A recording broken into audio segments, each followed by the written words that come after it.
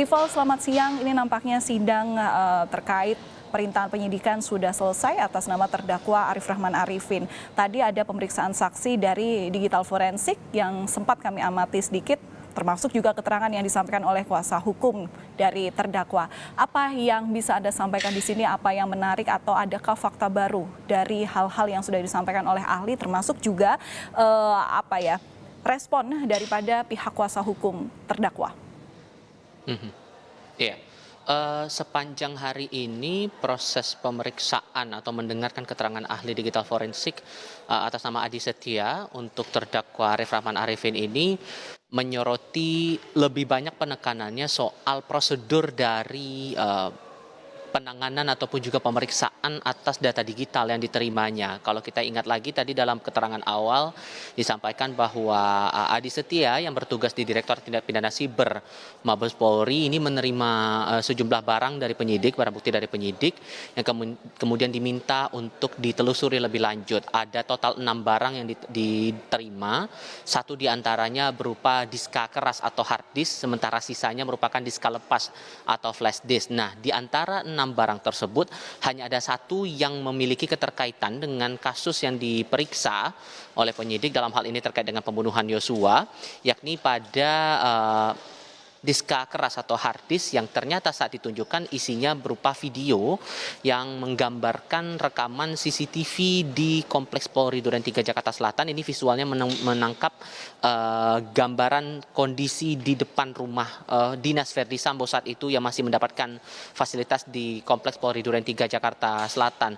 Baru sebatas itu. Nah, kemudian ada beberapa penegasan yang dimintai oleh tim jaksa penuntut umum sehubungan dengan prosedur-prosedur yang dilakukan saat data itu diterima, barang-barang itu diterima, bentuk penindaklanjutannya seperti apa, bagaimana proses pemeriksaannya.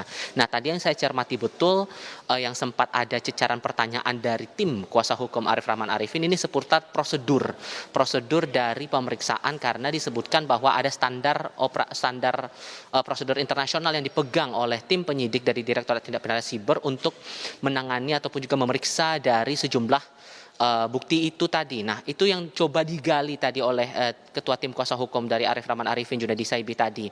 Dalam beberapa saat bahkan tadi sempat dijelaskan beberapa poin sehubungan dengan prosedur-prosedur mulai dari penerimaan, lalu eksaminasi, dari penamaan label dan lain-lain begitu. Bahkan dihadapkan lagi kepada Hakim Ketua Ahmad Suhel tadi beberapa prosedur yang dijelaskan lebih lanjut oleh ahli digital forensik Adi Setia sepanjang persidangan pada hari ini. Nah, itu tangkapan ataupun juga yang saya cermati berkenaan dengan hal-hal yang disampaikan oleh Adi Setia dan juga beberapa poin yang ditanyakan juga oleh tim jaksa penuntut umum maupun juga dari tim kuasa hukum terdakwa Arif Rahman Arifin. Ini baru satu agenda sidang, Valen.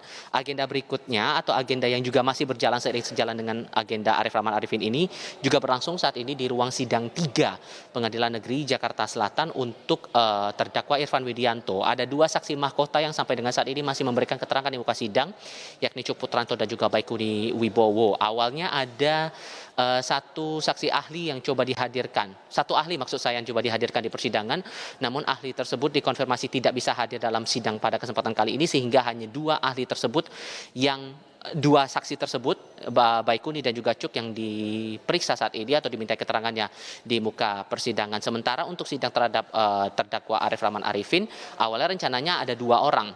Selain ahli digital forensik tadi, juga ada satu ahli lainnya, ahli hukum pidana, Effendi begitu. Tapi dikabarkan tadi di awal persidangan oleh tim jaksa penuntut umum, ahli pidana tersebut tidak bisa hadir dalam kesempatan kali ini dan diminta untuk bisa dihadirkan pada sidang kesempatan berikutnya. Valen. Ya, Tifal, tadi memang kami juga sempat melihat daripada proses persidangan yang terjadi, ini bagaimana dari jaksa penuntut umum maupun majelis hakim, termasuk juga dari penasihat hukum mendalami bagaimana terkait dengan prosedur pemeriksaan sejumlah bukti yang diterimakan saat itu kepada Direktorat Tindak Pidana Cyber Barreskrim Polri dari tim penyidik atas kasus dugaan perintangan penyidikan ini. Nah, terkait dengan hal-hal yang sudah disampaikan di muka persidangan, seperti apa tanggapan dari kuasa hukum Arif Rahman Arifin? Tadi sempat doorstop juga dan itu tadi ada beberapa hal yang menurut mereka masih belum bisa diterima begitu. Seperti apa, Tifal?